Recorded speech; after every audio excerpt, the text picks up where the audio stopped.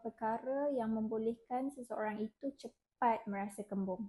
Hai, kembung ni adalah keadaan di mana kita rasa perut kita penuh, rasa berangin, menyebabkan rasa ketidakselesaan, rasa sebu. Hal ini disebabkan oleh pengumpulan gas dalam badan kita. Jom kita tengok 5 perkara yang membolehkan seseorang itu cepat merasa kembung. Yang pertama adalah disebabkan oleh stres ataupun kebimbangan. Ini sebabnya kita punya usus dan juga kita punya brain akan berhubung melalui sistem saraf. Jika kita dalam keadaan stres, so badan kita akan menghantar signal yang membolehkan pergerakan usus tu menjadi lambat. Bila pergerakan usus jadi lambat, berlakulah pengumpulan gas di dalam usus. Yang kedua adalah disebabkan oleh kurangnya pergerakan fizikal. Keadaan ini kita dapat tengok pada mereka yang mempunyai sedentary lifestyle.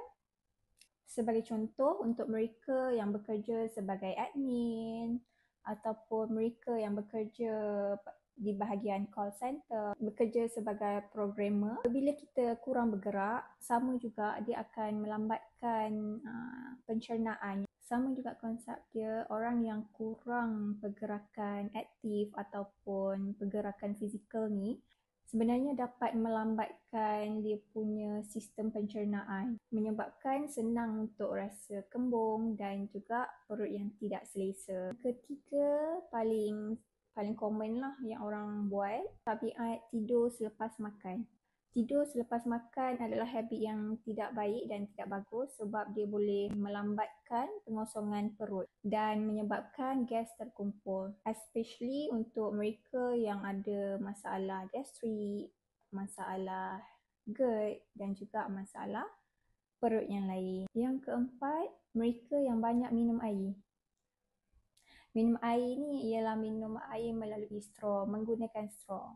Sebenarnya kalau kita minum air menggunakan straw ni akan lebih cepat untuk kita merasa kembung sebab kita mungkin akan tertelan banyak udara tanpa kita sedar. Konsep ini sama juga dengan mereka yang suka makan chewing gum, yang kunyah chewing gum. Sebab habit-habit tersebut boleh menyebabkan angin terkumpul dalam badan lebih banyak tanpa dia sedar. Yang terakhir adalah PMS. PMS ni premenstrual syndrome yang dialami hanya pada kaum wanita saja.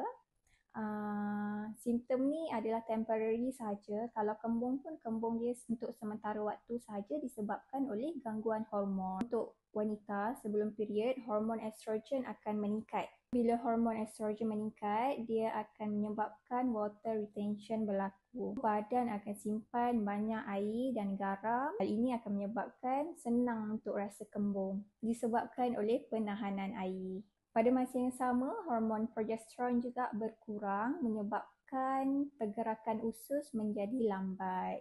Apabila pergerakan usus lambat, menyebabkan gas akan terkumpul di dalam perut dan juga usus, menyebabkan rasa kembung dan tidak selesaan perut, rasa bloated. Saya Homeopath Wan dari Pusat Rawatan Homeopati Homemade Shah Alam.